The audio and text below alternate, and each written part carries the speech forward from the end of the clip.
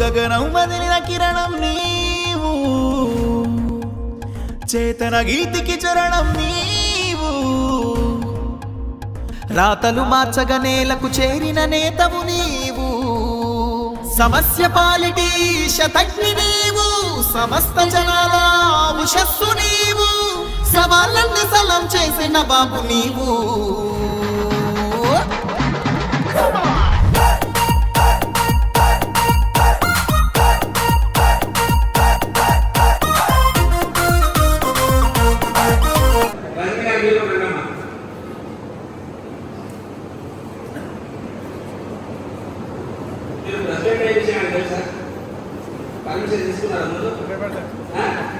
ఎందుకంటే ఇంట్లో కోఆపరేషన్ లేకపోతే ఈ ఆపరేషన్ సక్సెస్ కాదు.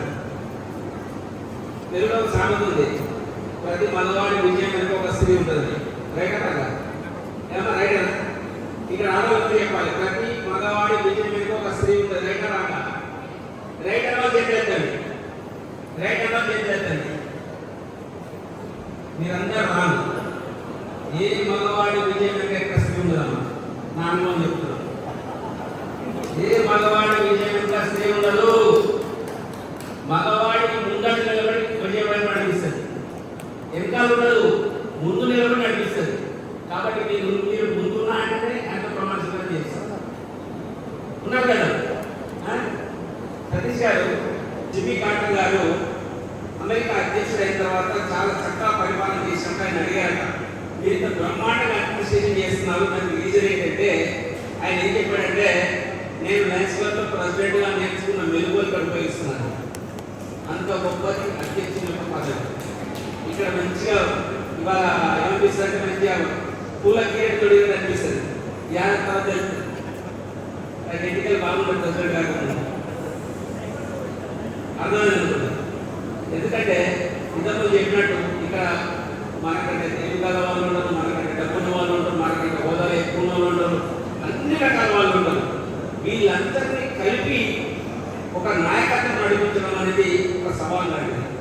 ఆ సవాల్ స్వీకరించాలంటే ముందు మనం మానసికంగా సిద్ధంగా కావాలి.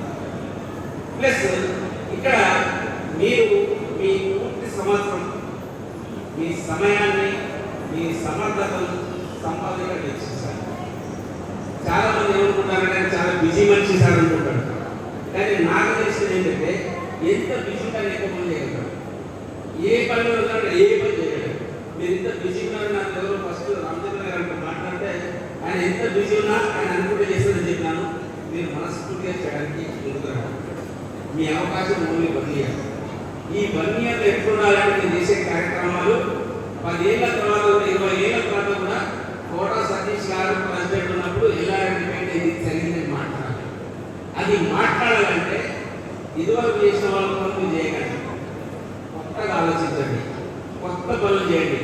ఒక activity 1 activity sir 2 activity sir 3 activities అవసరం లేదు. మీరు చేసిన యాక్టివిటీ వల్ల కనీసం ఒక లైఫ్ బాగుపడాలి, ఒక జీవితం బాగుపడాలి. అప్పుడే మీకు ఒక సాటిస్ఫాక్షన్ దొరుకుతుంది. అది జరగాలంటే మీరు టీం అందరినీ కలుపుకోవాలి, చక్కటి కార్యక్రమాన్ని రూపొందించాలి. ఎవరు చేయలేదు పని చేయాలి. ఎవరైనా గొప్ప వాళ్ళు కావాలంటే ఒక పని చేయాలి.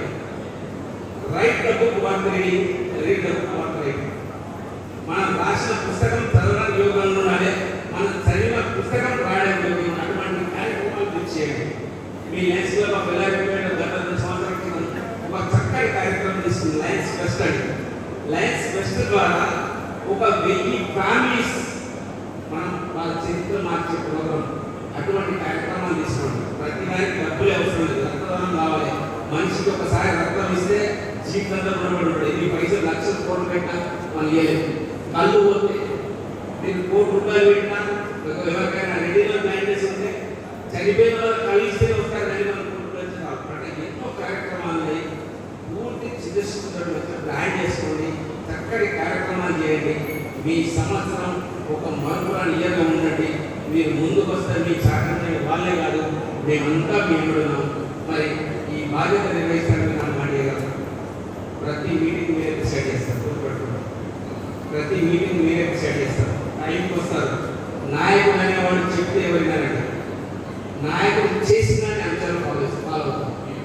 చాలా సందర్భాలు లీడర్షిప్ ఏమనుకున్నామంటే ఎక్కువ ఎంతమంది అనుచరులు ఉంటే అంత గొప్ప లీడర్ అనుకుంటాడు. అనుచరులు వాళ్ళు గొప్ప లీడర్ కాదు. ఎంతమంది లీడర్లు తయారు చేసినంత గొప్ప లీడర్ లేదు. సో మీరు వీళ్ళందరినీ లీడర్గా తయారు చేసిన బాధ్యత మీ మీద ఉంది. మీ మీద నాకు నమ్మకం ఉంది. సో మీరు నాకు ప్రామిస్ చేయగలరు. ఓకే, సంతోషం. ఓ గగనం వదిలిన కిరణం నీవు, చేతన గీతికి చరణం నీవు, రాతలు మార్చగ నేలకు చేరిన నేతవు నీవు, సమస్య పాలిటి శతజ్ఞి నీవు, సమస్త జనాల ఉషస్సు నీవు, సవాళ్ళన్ని సలం చేసిన బాబు నీవు.